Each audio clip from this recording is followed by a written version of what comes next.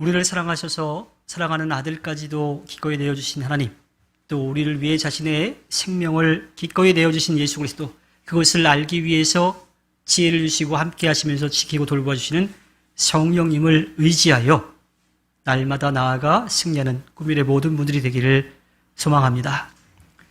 지난 주일 성경 골든벨을 마치고 나서요, 제가 아주 회개했습니다. 왜냐하면 문제를 출제하는 그 과정도 그렇고요, 또 문제에 대한 답을 여러분들이 이제 알아봐가지고 저한테 확인하는 작업도 그렇고, 또 진행을 하면서 좀 미숙한 부분도 없지 않아 있었고요. 그래서 여러 가지로 좀 아주 작지만 그런 논란의 여지가 생길 수 있는 부분들이 좀 있어서 제가 이게 뭔가 좀 잘못했다라는 생각을 좀 해보았습니다. 다음 성경 골든벨을 진행을 하게 되면요, 문제가 생길 수 있는 부분들을 좀 막아놓고 해야 될 것 같습니다. 물론 여러분들이 성경 골든벨을 또 하자고 하시면 그렇게 이제 할 계획입니다. 그러면서 또 한 가지 생각이 들었습니다. 저의 실수는 차치하고라도 사복음서의 성경 골든벨을 하면서 여러분들이 예수님의 삶에 대한 이야기들을 좀 더 가까이 만날 수 있는 시간은 분명했을 거라고 그렇게 생각이 됩니다. 성경 골든벨의 범위가 만약에 구약, 또 그 가운데서도 출애굽기라고 하면 빠지지 않고 나올 문제가 있겠죠. 일단은 십계명이요. 10계명 나올 것 같고요. 이집트에 내려진 10가지 재앙에 대한 문제가 나올 수 있겠죠. 그리고 또 정말 말씀하신 대로 오늘 우리가 함께 나누는 10가지 계명, 10계명에 대한 이야기이겠습니다. 10개의 계명을 다 물을 수도 있겠고요. 또 그 중에 뭐 몇 가지 빠진 것 찾는 것도 있을 수 있겠고, 문제를 좀 더 어렵게 낸다면 순서대로 뭐 이렇게 할 수 있게끔도 하겠죠. 제가 이렇게 말씀을 드리는 이유는 다음 성경 골든벨은 모세오경에서 나오지 않을까, 그래서 문제 스포해 드리는 겁니다. 보통 법이라고 하면요, 사람들이 좀 어려워해요. 왜 어려워할까요? 법 자체를 잘 모르죠, 사실은. 우리 법전 보면 엄청 두껍잖아요. 그 다음에 또 법을 또 왜 어려워할까요? 그 법에서 어긋날까봐. 그런 점에서 아마 좀 법이 좀 어렵게 생각이 될 겁니다. 물론 법이 참 쉽다라고 생각하는 분도 계실지 모르겠어요. 법 쪽에서 일하시는 분들은 그렇겠지요. 저희 큰댁이 예전에 신촌에서 하숙집을 하셨는데요, 명절 때 놀러 가면, 지금은 뭐 그런 일이 거의 없겠지만 그때는 그 하숙생들 방에 들어가서 놀기도 했었어요. 정확한 기억은 아닌데 책을 딱 펼쳐봤는데 의대생 방의 책은 그림 빼고는 다 못 알아보는, 다 영어로 다 써 있었고요. 또 법대생 이쪽 그 책을 보면 조사, 뭐뭐의, 뭐는, 이, 뭐 이런 것 빼고는 전부 다 한자로 그렇게 되어 있었습니다. 법 자체가 그 법 자체도 어렵기도 하지만 그 법을 공부하는 데도 참 어려움들이 많이 있는 것 같아요. 그래서 법은 좀 어렵고, 또 그 법을 지키지 못할까봐, 그로 인해서 나에게 뭔가 제한이 될까봐 그렇게 좀 어려워하는 일들이 많이 있습니다. 또 법을 잘 알아도요, 법을 하나도 빼놓지 않고 다 지킬 수 있는 사람은 아마 없지 않을까 싶어요. 여기 운전하시는 분들 과태료나 범칙금 안 내보신 분 계시는가 모르겠어요. 저도 마찬가지입니다. 자, 그런데 이 법은 정말 다 알기도 어렵지만 알아도 다 지키기 어려운 것 같아요. 우리 사회에 제정된 법은요, 딱 제정이 돼가지고 고정되어 있지 않습니다. 그 안에서 조금씩 바뀌어가요. 왜냐하면 시대와 상황에 따라서 어떤 것이 법적으로 문제가 될 수도 있지만 어떤 것은 또 법적으로 문제가 되지 않는 경우들도 있기도 한 거죠. 그래서 전에는 아무런 문제가 되지 않았는데 어느 순간부터는 아주 심각한 문제가 되는 일들이 있고요. 또 그전에는 문제가 됐던 건데 나중에는 아무런 문제가 없는 것처럼 그렇게 되기도 하지요. 대한민국 헌법 10조에 보니까 이렇게 되어 있다고 합니다. 모든 국민은 인간으로서의 존엄과 가치를 가지며 행복을 추구할 권리를 가진다. 국가는 개인이 가지는 불가침의 기본적 인권을 확인하고 이를 보장할 의무를 진다. 말이 어려운 것 같지만 또 쉽게 생각하면 이래요. 국가는 모든 국민의 존엄과 가치를 인정하고 행복을 추구할 수 있도록 보장해 줘야 된다고 하는 책임이 있다고 하는 거예요. 그러니까 국민은 나라에서 인격적으로 살아갈 수 있도록 행복하게 살아갈 수 있도록 도와줘야 된다고 하는 거죠. 그런데 늘 문제는 그 범위가 어디까지냐라고 하는 거예요. 왜냐하면 법의 테두리 안에서 그것을 벗어나가지고 삶의 제약을 받는 사람들이 있죠. 근데 그 사람들이 삶의 제약을 받는 부분에 있어서도 인격이 존중되었느냐, 존중되지 않았느냐라 가지고도 문제가 생길 수 있기 때문이에요. 누구나 존엄의 가치를 인정하고 행복을 추구할 수 있도록 해야 하는데 그러다 보면 누군가의 인격과 이 존엄과 가치를 침해하는 일이 생길 수도 있기 때문인 거죠. 우리가 해야 될 것은요, 대한민국 헌법을 따를 의무를 가지고 또 법을 제정하고 개정할 수 있는 사람들이 제 할 일을 할 수 있도록 도와주어야 하는 겁니다. 가장 중요한 것은 어느 누구도 소외되지 않고 더불어 함께 행복하게 살아갈 수 있는 나라를 만들어갈 수 있도록 또 그 나라를 지켜갈 수 있도록 힘써야 하고요. 거기에 더불어서 대한민국 국민이 아니라 하더라도 다른 나라 사람이라 하더라도 인격을 가진 한 존재로서 그들이 살아갈 수 있도록 그러한 대한민국을 만들어 가야 하는 겁니다. 이스라엘 민족을 약속의 땅으로 이끌어갈 준비가 된 모세, 그리고 우리가 지난주에 함께 나눴던 것처럼 장인어른을 통해서 제사장으로서 지도자로서 해야 될 그런 노하우를 전수받은 모세가 이제 이스라엘 민족을 이끌고요, 르비딤을 떠나가지고 신의 광야에 들어가게 됩니다. 그곳에서 주님은 모세에게 이스라엘 민족이 어떻게 살아가야 될지에 대한 삶의 규칙들을, 오늘로 다시 이야기하면 이 십계명을 주시는 이야기가 펼쳐지죠. 출애굽기 19장 3절부터 6절의 말씀을 보면 이렇게 되어 있습니다. 모세가 산으로 올라가 하나님께로 가니 주님께서 산에서 그를 불러서 말씀하셨다. 너는 야곱 가문에게 이렇게 말하여라. 이스라엘 자손에게 이렇게 일러 주어라. 너희는 내가 이집트 사람에게 한 일을 보았고 또 어미 독수리가 그 날개로 새끼를 업어 나르듯이 내가 너희를 인도하여 나에게로 데려온 것도 보았다. 이제 너희가 정말로 나의 말을 듣고 내가 세워준 언약을 지키면 너희는 모든 민족 가운데서 나의 보물이 될 것이다. 온 세상이 다 나의 것이다. 그러므로 너희는 내가 선택한 백성이 되고 너희의 나라는 나를 섬기는 제사장 나라가 되고 너희는 거룩한 민족이 될 것이다. 너는 이 말을 이스라엘 자손에게 일러 주어라. 이스라엘 민족은요, 그들의 조상 아브라함을 통해서 주님으로부터 선택을 받았어요. 그리고 주님이 베풀어 주신 은혜를 누리게 되었죠. 주님의 은혜를 누리는 삶이 어떤 것인지를 보여주면서 주변 나라들이 주님을 믿고 따르도록 삶의 본을 보여야 될 책임이 그들에게 있었던 겁니다. 그런데 그들은 그 의무를 권리로 받아들였고요. 그것도 자기들만의 특권으로 여겨서요, 여러 가지 문제들을 야기시켰죠. 사실 그 문제는 지금 이스라엘에서 벌어지고 있는 이스라엘과 하마스의 전쟁에도 아주 큰 원인이 되어 있습니다. 주님은 모세를 통해서 주님의 뜻을 이스라엘 민족에게 전하신 다음에요, 성결하라고 말씀하십니다. 성결. 우리 많이 들어봤죠. 이 성결이라고 하는 것을 사전적인 의미로 보면 이렇게 되어 있습니다. 깨끗하게 해서 구별되게 하라.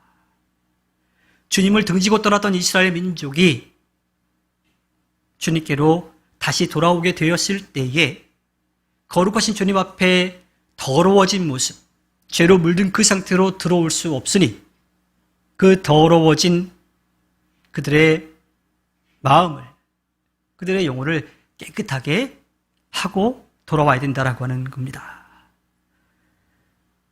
그 의미로 주님은 이스라엘 민족에게 옷을 빨아입으라고 말씀하세요.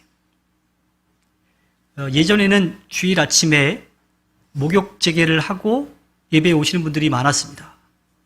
저는 아니었지만 저희 어머니도 그렇게 주일에 목욕하시고 예배에 가셨었죠. 또 옷도 새 옷, 직접 새로 산 옷은 아니라 하더라도 빨아서 처음 깨끗한 옷으로 입고 예배에 참여해요. 또 헌금은 어떻게 해요? 가능하면 좀 빳빳한 새 돈을 따로 준비해가지고, 그러니까 어디서 새 돈 요이면 그거는 이제 헌금하려고 잘 이제 챙겨놓는 경우가 많죠. 그렇게 해서 주일에 예배를 했단 말이에요. 근데 지금은 그 예배의 모습들은 많이 사라졌습니다. 물론 그것은 시대적인 상황 때문에도 그렇고요. 또 우리가 얼마 전에 또 다시 또 이제 확진자가 많아진다는 얘기도 하는데, 얼마 전에 겪은 코로나19의 영향도 없지 않아 있지요. 왜? 꼭 그 시간에 교회에 모여서 예배하지 않아도 되니까.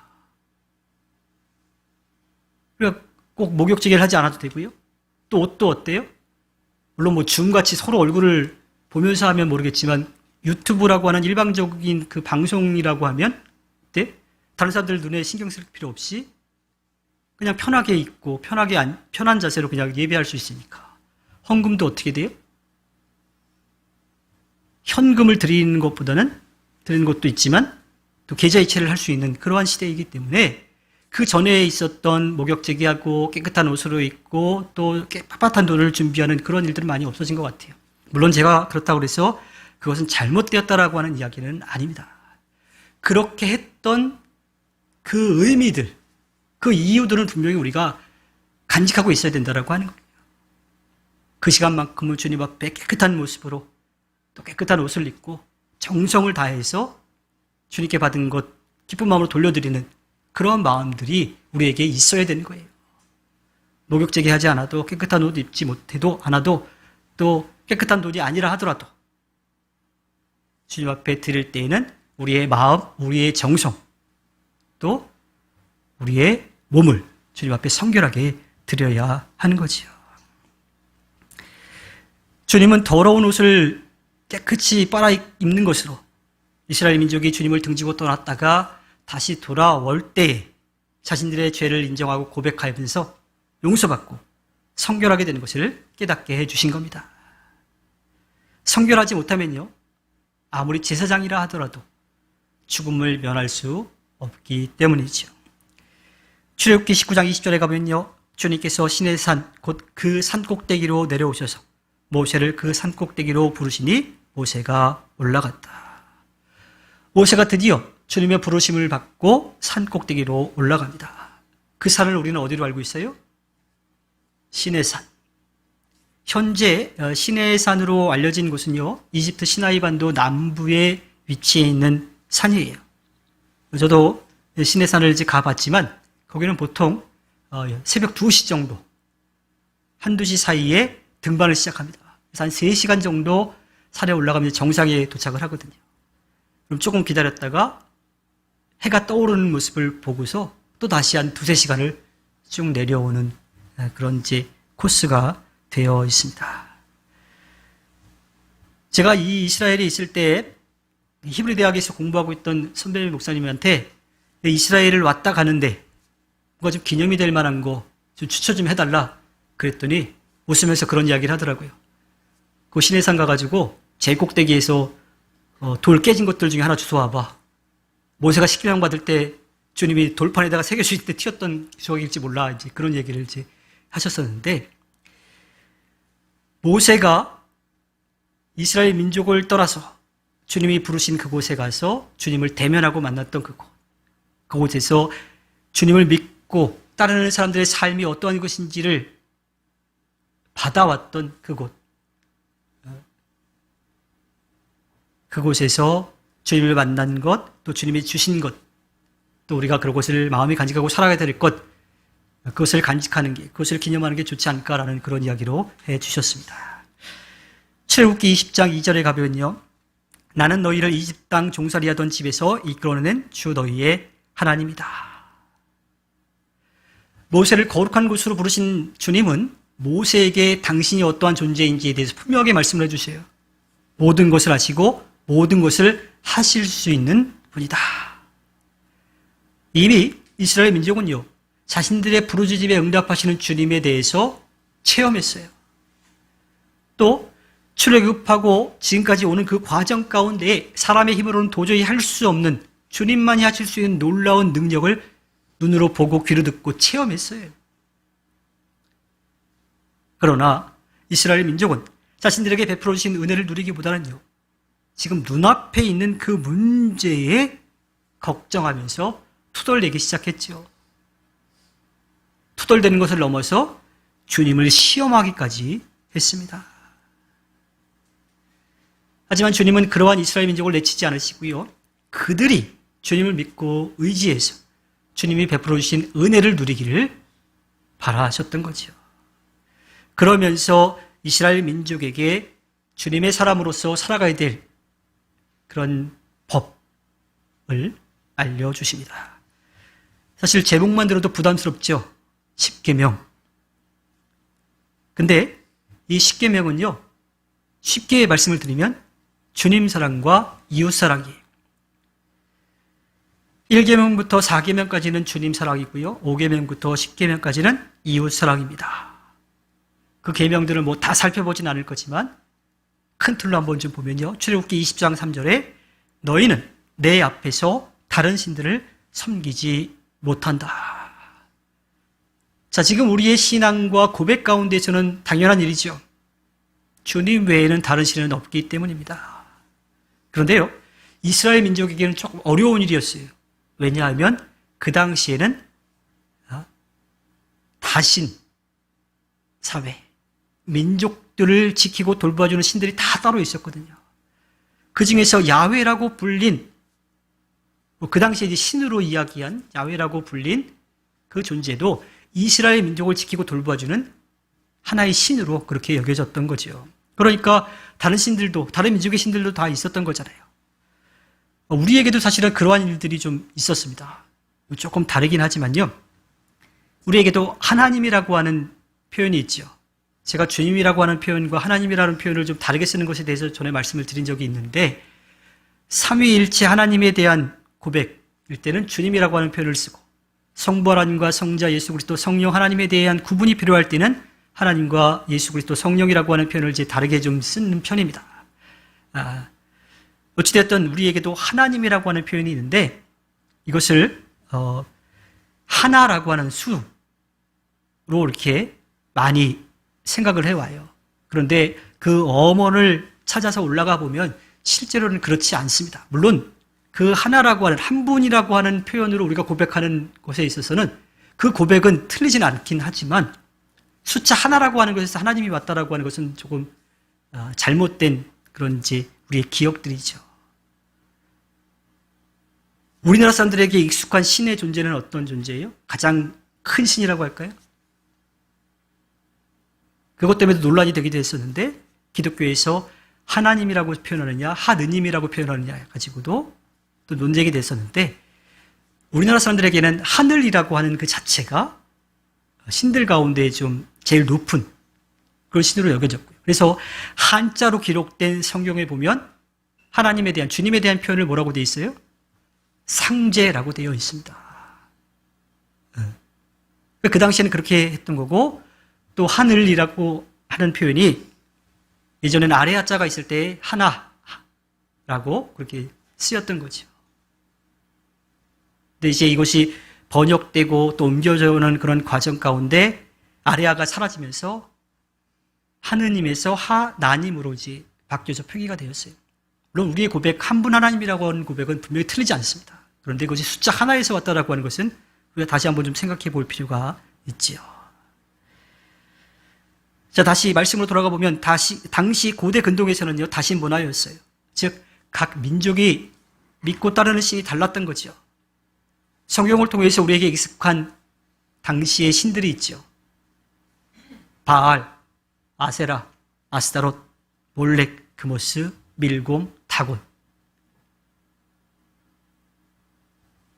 농사를 지으면서 살아갈 때 도움을 주는 신들로 알려져 있기도 하고, 또는 조금 무섭게 사람을 제사로 받는 자녀를 제사로 받는 그러한 신들도 있었습니다. 민족 간의 전쟁을 신들의 전쟁으로 여겨서 이기는 민족의 신이 더 세다라고 그렇게 여겼던 시대인 거지요. 마찬가지로 당시 야훼도 이스라엘 민족이 믿는 신으로 여겼던 겁니다. 그러한 다신 문화에서 오직 주님만이 신이라고 하는 것을 주님은 분명하게 말씀해 주시는 겁니다. 출애굽기 20장 4절과 5절에 보면요. 너희는 너희가 섬기려고 위로 하늘에 있는 것이나 아래로 땅에 있는 것이나 땅 아래 물속에 있는 어떤 것이든지 그 모양을 본떠서 우상을 만들지 못한다. 너희는 그것들에게 절하거나 그것들을 섬기지 못한다.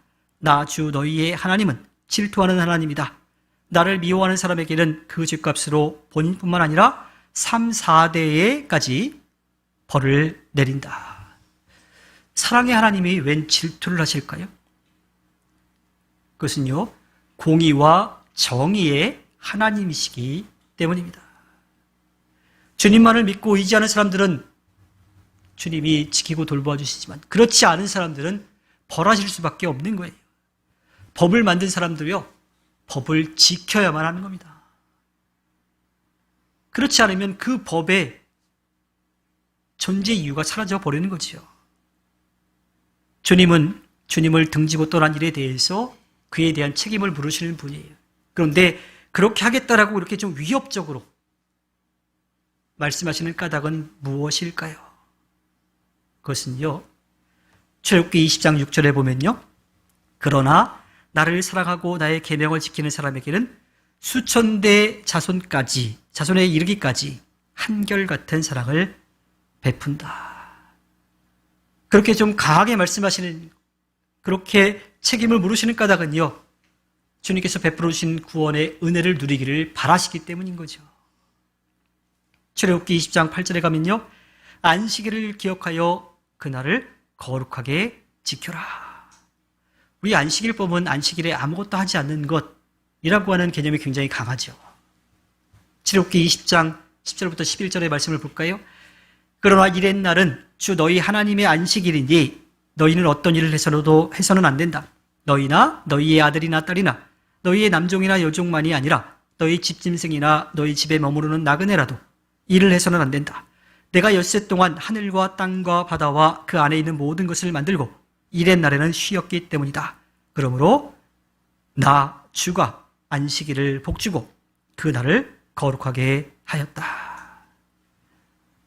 안식일은요, 우리에게는 이제 예수님이 십자가에 못 박혀 돌아가셨다가 부활하신 날, 그러니까 안식 후 첫날, 그래서 우리가 주일로 이제 지키는데, 이 주일은요, 주님을 예배하는 날이에요. 몸과 마음과 그리고 영혼에게 쉼을 주어서 새 힘을 얻는 날인 거지요. 즉, 아무것도 하지 않는 것에 초점을 맞추는 것이 아니라 적극적으로 쉼을 주고 또 그 쉼을 통해서 새로운 일을 얻게, 새로운 삶을 새로운 삶을 살아갈 수 있는 힘을 얻게 해주는데 그 무게가 있다라고 하는 겁니다. 쉼이 필요하지 않으신 주님이지만 쉼이 필요한 우리를 위해서 쉼을 주신 겁니다. 출애굽기 20장 12절에 가면요, 너희 부모를 공경하여라. 그래야 너희는 주 너희 하나님이 너희에게 준 땅에서 오래도록 살 것이다. 낳아주시고 보살피며 길러주신 부모님의 사랑과 은혜에 감사하며 살아가는 것은요, 우리에게 삶을 허락해 주신 주님을 믿고 의지하며 또 주님께 감사하며 살아가는 겁니다. 그런데 안타깝게도요, 부모님을 공경하기는커녕 부모님을 공격하는 자녀들이 많이 있죠. 그 다음에 이어지는 계명들은요, 지금의 법이 정한 대로 본다라면 그 무게가 조금씩 어떻게 가벼워지는 것을 좀 느낄 수가 있어요. 살인, 간음, 도둑질, 거짓 증언, 또 다른 사람의 것을 탐내는 것, 물론 다 잘못된 일들입니다. 그렇지만 십계명의 순서를 외울 때는 조금 이제 도움이 되겠지요. 십계명 가운데 8개는 하지 말라고 하는 거고요, 2개는 하라고 하는 거예요. 4계명과 5계명이 하라고 하는 거지요. 4계명은 안식일을 기억하여 그날을 거룩하게 지켜라. 5계명은 너희 부모를 공경하여라. 안식일을 기억하여 거룩하게 지내는 것은요, 살아계신 주님을 인정하며 믿고 따르는 삶이고요. 나 외에 다른 사람을 이웃으로 여긴다라면, 그렇게 개념을 가지고 있다라면 부모님을 공경하는 것은요, 이웃을 사랑하는 삶입니다. 즉, 십계명은 주님 사랑과 이웃 사랑이라고 하는 겁니다. 주님을 사랑하는 사람은 함께 살아갈 수 있도록 해준 이웃을 사랑할 수밖에 없게 됩니다. 우리에게 값없이 베풀어 주신 주님의 사랑과 은혜를 깨닫고 누린다라면 우리는 우리의 이웃을 사랑할 수밖에 없지요. 더 정확하게 말한다면 사랑해야만 하는 겁니다. 주님도 그것을 우리들에게 기대하시는 거예요. 그래서 계속 말씀하여 주시고 가르쳐 주시고 계속 깨닫게 하시는 것이 바로 하나님 사랑과 이웃 사랑인 거지요. 십계명을 어렵게 여기고 부담스럽게 여길 수 있을 거예요. 하지만 그것은 주님의 은혜를, 주님의 사랑을 받은 자로서 마땅히 우리가 해야 될 거예요. 주님 사랑에 대한 고백은 이웃 사랑으로 나타나져야 하기 때문이지요. 우리를 사랑하시는 주님이 값없이 베풀어 주신 은혜를 누리며 살아가기를 바라시며 주님 사랑과 이웃 사랑을 하라고 하신 그 주님의 마음을 알아서 살아가기를 바랍니다. 그래서 주님을 사랑하고 이웃을 사랑해서 주님의 아름다운 뜻을 이루어가는 꿈일의 모든 분들이 되기를 바랍니다. 십계명이라고 무겁게 또는 어렵게 생각할 게 아니라 우리의 마음, 정성, 살아계신 주님을 인정하고 살아가는 그 모습을 바라시는, 또 그것이 우리의 이웃사랑으로 나타나기를 기대하시는 그 주님의 마음을 알아서 주님께 기쁨을 드리는 꿈밀의 모든 분들이 되기를 주님의 이름으로 부탁드립니다. 기도하겠습니다.